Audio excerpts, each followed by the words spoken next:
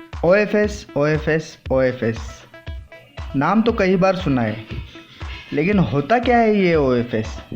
आइए जानते हैं सरल हिंदी भाषा में। Hello friends, this is Shrikant. I hope you all are doing well. Friends, जब कोई प्राइवेट कंपनी IPO लाती है फंड जमा करने के लिए, तो IPO के थ्रू वो अपने जो शेयर्स है वो आउटसाइड इन्वेस्टर्स को बेचते हैं और इस तरह से फंड जमा करती है। अब पिछले चैप्टर में हमने पढ़ा था कि फंड्स क्यों जमा करते हैं। एक तो उन्होंने बैंक वगैरह से डेप्ट लिए होते हैं, वो क्लियर करने के लिए रहते हैं, या फिर कंपनी को ग्रोथ करना है या एक्सपांड करना है, इस वजह से कंपनी ऐसे IPO लाती है। लेकिन IPO से जो फंडिंग मिलती है उससे भी कंपनी के जो फाइनेंशियल प्रॉब्लम्स है वो ख़त्म तो नहीं होते। ठीक है, तो इस केस में होता क्या है, कंपनी को दोबारा कुछ फंडिंग की ज़रूरत होती है, दोबारा कुछ कैपिटल की ज़रूरत होती है जिससे वो अपने गोल्स पूरा कर सके। तो इस ऐसे टाइम पे कंपनियां क्या करती है, ऑफ़र फॉर सेल मतलब OFS लॉन्च करती है। तो ये OFS जो है वो कैसे काम करता है ये समझ लेते हैं। कंपनी के जो प्रोमोटर्स रहते हैं, जब कंपनी IPO लाती है तो कुछ शेयर्स जो है कंपनी के प्रोमोटर्स के पास रहते हैं। तो कंपनी के प्रोमोटर्स मतलब जैसे कि CEO हो गया, MD हो गया, चेयरमैन हो गया, उनके पास जो शेयर्स रहते हैं वो शेयर्स वो एक्सचेंज थ्रू सेल करते हैं रिटेल इन्वेस्टर्स को, या फिर किसी फॉरेन इंस्टीट्यूशनल इन्वेस्टर्स को, या कोई भी क्वालिफाइड इंस्टीट्यूशनल बायर्स जो रहते हैं उनको। तो कंपनी उनको डिस्काउंट में ये जो शेयर्स है वो सेल करती है। अब मान लीजिए किसी भी शेयर का प्राइस 100 रुपये चल रहा है, तो उनको अगर 5 रुपये डिस्काउंट दे दिया तो 95 रुपीज़ में आपको वो शेयर मिलता है। तो ऐसे ये OFS लॉन्च करती है।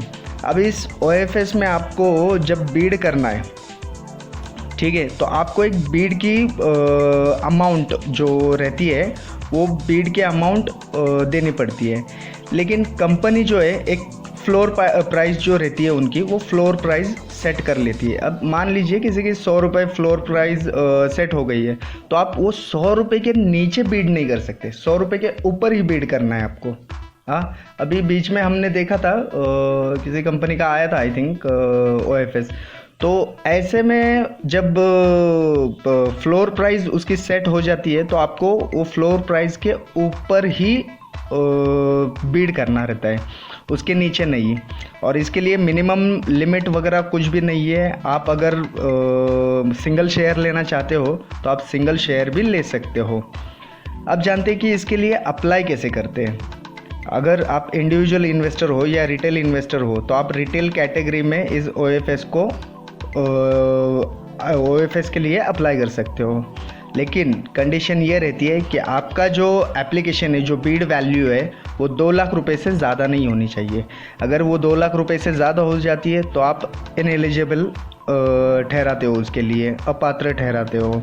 ठीक है, और इसके लिए आपके पास ट्रेडिंग अकाउंट और डीमैट अकाउंट होना ज़रूरी है। अगर आप भी OFS में अप्लाई करना चाहते हो तो ज़ीरोधा एक लीडिंग ब्रोकर है और अपस्टॉक भी एक अच्छा ब्रोकर है।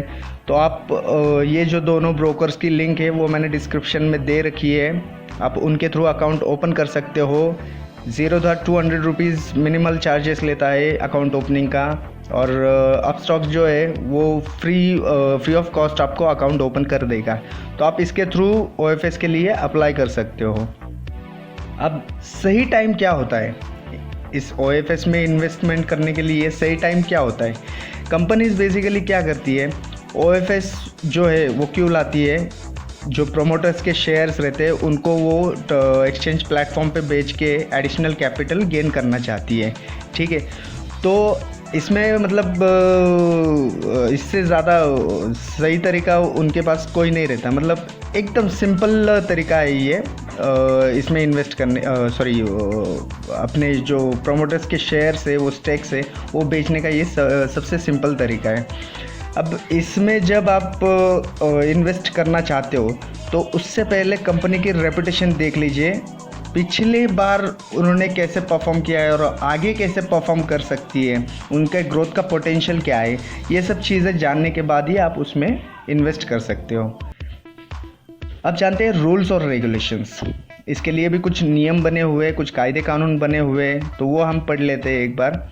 तो ये जो फैसिलिटी रहती है, OFS की जो सुविधा रहती है, वो सुविधा सिर्फ पहली जो 200 कंपनियां हैं शेयर मार्केट में जिनका कैपिटल साइज़ बड़ा होता है, उनके लिए अप्लाई हो जाती है ये फैसिलिटी, ठीक है। और जो नॉन प्रोमोटर्स है, मतलब कंपनी से जिसका कोई वास्ता नहीं, लेकिन वो कंपनी का स्टेक होल्डर है और उसके स्टेक होल्डर्स जो है वो 10% से ज़्यादा है, तो ऐसे में वो भी एलिजिबल है कि वो OFS थ्रू अपना जो शेयर है वो रिटेलर्स को बेच सके, ठीक है। कंपनी को OFS लॉन्च करने से पहले 2 दिन पहले स्टॉक एक्सचेंज को इन्फॉर्म करना पड़ता है। और सेबी ने मतलब ये प्रतिबंध लगाया है इस चीज़ का कि आप एटलीस्ट 25% जो है OFS का वो इंश्योरेंस या म्यूचुअल फंड कंपनीज के लिए रिजर्व रखें, और जो 10% है वो आप रिटेल बायर्स के लिए रिजर्व रख सकते हैं, ठीक है। अब जानते हैं फ़र्क FPO और IPO के बीच में, FPO और OFS के बीच में क्या फ़र्क रहता है। तो बेसिकली OFS और FPO ये दोनों भी कैपिटल गेन करने के ही तरीके हैं, राइट, लेकिन इनकी मेथड जो है वो थोड़ी सी अलग है। FPO जो है वो काफ़ी लेंथी प्रोसेस है, इसके लिए उनको कंपनी को प्रॉस्पेक्टस बनाना पड़ता है, फिर वो सेबी के पास सबमिट करना पड़ता है, फिर उनको एक मैनेजर हायर करना पड़ता है, फिर शेयर्स के सेल होते या नहीं होते बराबर से वो सब देखना पड़ता है, और ये सब जो प्रोसेस है वो उसके लिए 3 से 5 दिन लग जाते हैं।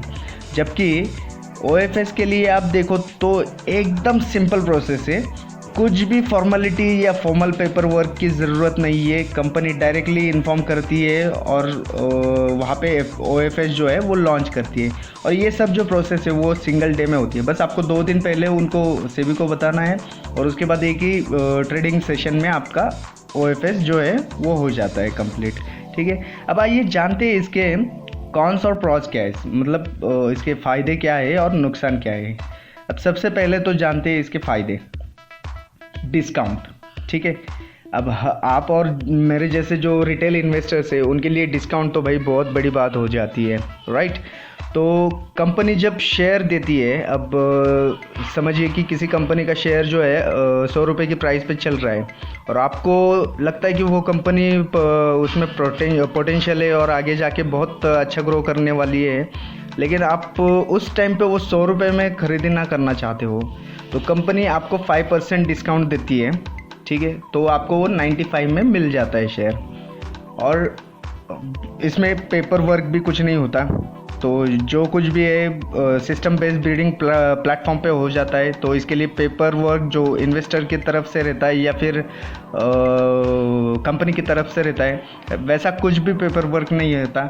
आपको बस डायरेक्टली बीड करना है, क्वांटिटी बतानी है, प्राइस बतानी है, और दैट्स ऑल। आपके अकाउंट में वो जो शेयर्स है वो आ जाते हैं, और ये कॉस्ट इफ़ेक्टिव भी रहता है।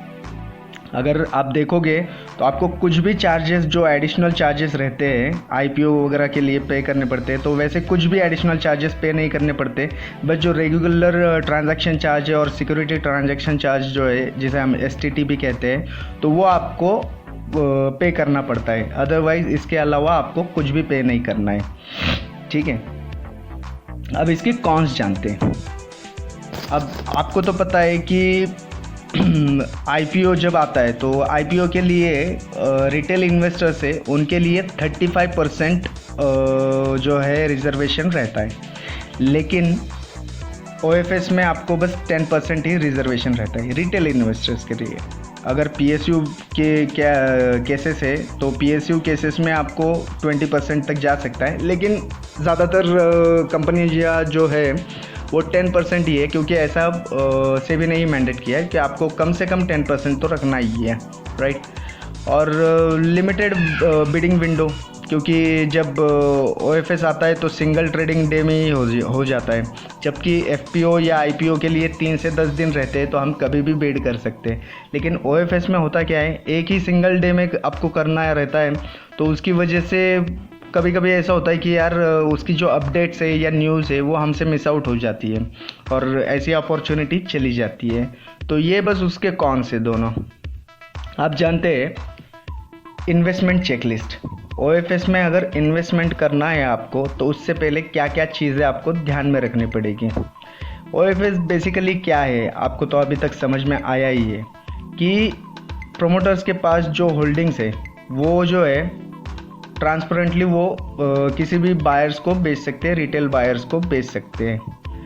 अब इसमें पार्टिसिपेट करना, कैसे पार्टिसिपेट करना है रिटेल इन्वेस्टर्स को। अगर आप मेरे जैसे ही रिटेल इन्वेस्टर्स हो तो आपके लिए आप भी उसमें पार्टिसिपेट कर सकते हो OFS में। ज़रूरी नहीं है कि आप कोई इंस्टीट्यूशन हो या कोई म्यूचुअल फंड मैनेजर हो या कोई, आप बस एक रिटेल इन्वेस्टर हो तो भी आप इसमें इन्वेस्ट कर सकते हो, बशर्त आपके पास एक ट्रेडिंग अकाउंट और एक डीमैट अकाउंट होना ज़रूरी है, राइट। तो आप ये जो OFS के लिए अगर आप ऑनलाइन ट्रेडिंग प्लेटफॉर्म यूज़ करते हो, जैसे ज़ीरोधा अपस्टॉक्स जो है ऑनलाइन ट्रेडिंग प्लेटफॉर्म प्रोवाइड करते हैं, तो आप उनके थ्रू भी ये OFS के लिए आप अप्लाई कर सकते हो। इसका लिंक मैंने डिस्क्रिप्शन में दे रखा है। तो आप जब ऑनलाइन इसके लिए अप्लाई कर सकते हो तो भी कर सकते हो। अगर आपको ऑनलाइन नहीं करना है तो ऑफलाइन करने के लिए आपका जो कोई भी फंड मैनेजर होगा या फिर डीलर होगा या फिर ब्रोकर होगा उसके पास जाकर आप कर सकते हो, ठीक है। इसके लिए आपको कोई भी डॉक्यूमेंट की ज़रूरत नहीं है, जैसे IPO के लिए लगता है वैसे कुछ भी डॉक्यूमेंट्स की ज़रूरत नहीं है। आप डायरेक्टली आपकी क्वांटिटी बता दो, आपकी प्राइस बता दो और दैट्स ऑल। अब जानते हैं बिडिंग प्रोसेस होती कैसी है, ठीक है। अगर आपको शेयर्स अलोकेट करवाने हैं तो आपको जो फ्लोर प्राइस है उसके आगे का प्राइस आपको बीड करना रहता है। मतलब अगर 100 रुपये किसी का फ्लोर प्राइस कंपनी ने डिसाइड किया है तो आपको 101 रुपये से स्टार्ट करना पड़ता है, राइट। अब OFS जनरली एलोकेट होता है 2 तरीके से, एक तो सिंगल क्लियरिंग प्राइस और एक मल्टीपल क्लियरिंग प्राइस। नहीं समझा, राइट?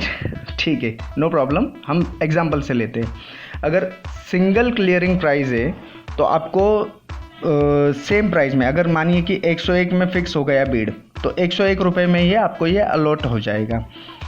तो अगर मल्टीपल क्लियरिंग प्राइस है, मतलब किसी ने 101 पे किया है तो किसी ने 105 पे किया है, तो फर्स्ट प्रायोरिटी जो है वो 105 वाले को ही दी जाएगी, ना कि 101 वाले को, ठीक है। अब अगर उदाहरण के तौर पे समझना है तो अगर समझिए 2 इन्वेस्टर्स है, एक का नाम है अनिरुद्ध और एक का नाम है गोविंद, ठीक है। दोनों ने OFS के लिए अप्लाई कर दिया। अब अनिरुद्ध ने 50 रुपये के लिए शेयर का बीड किया है, जबकि गोविंद ने 60 रुपये के लिए शेयर का बीड किया है। तो गोविंद जो है उसको सबसे पहले प्रायोरिटी देगी कंपनी, तो गोविंद के अकाउंट में पहले आएंगे और अगर बच जाते हैं शेयर्स तो फिर अनिरुद्ध को भी मिल जाएंगे, ठीक है। तो ऐसे रहता है। But luckily cut off price option जो है वो एक ऑप्शन रहता है जिससे सबसे लोएस्ट प्राइस जो है उसी से इन्वेस्टर्स को एलोकेट किए जाते हैं शेयर्स। अब जानते हैं एलिजिबिलिटी। तो आपको तो पता है कि आप रिटेल कैटेगरी में, मतलब रिटेल, कोई भी रिटेल इन्वेस्टर जो है वो रिटेल कैटेगरी में या नॉन रिटेल कैटेगरी में, मतलब जो इंस्टीट्यूशन नहीं है, कोई कंपनी नहीं है, कोई एंटिटी नहीं है, ऐसा कोई भी व्यक्ति इसमें पार्टिसिपेट कर सकता है।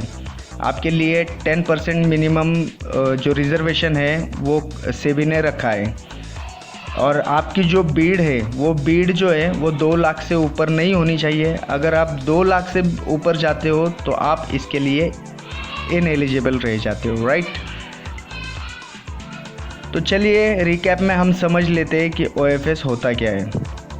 तो OFS एक सिंपल और कन्वीनियंट वे है कि प्रोमोटर्स अपने जो शेयर होल्डिंग्स है वो पब्लिकली लिस्टेड कंपनी के जो शेयर्स रहते हैं वो बेच सके, राइट। तो OFS जो है वो IPO FPO इनसे काफ़ी सिंपल प्रोसेस है, इसलिए कंपनी फ़ंड रेज करने के लिए OFS लाती है। अगर आपको वीडियो अच्छा लगा तो प्लीज़ लाइक बटन दबाइए और अपने फ्रेंड्स और रिलेटिव्स के साथ शेयर करना ना भूलिए।